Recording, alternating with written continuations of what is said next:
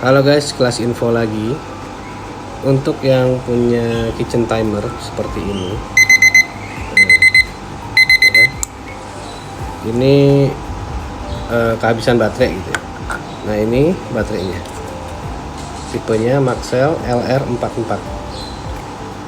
Maxell LR44 ya. Gitu. Oh, ini bisa dibeli di marketplace satuan bisa. Ini saya beli dua, satu buat cadangan. Ini kitchen timer ya, kitchen timer.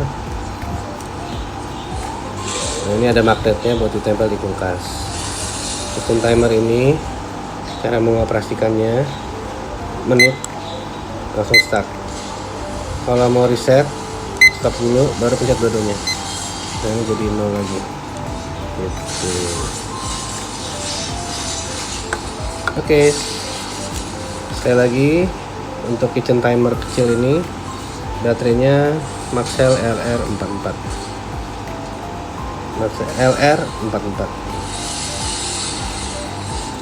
Oke, sekilas info, terima kasih.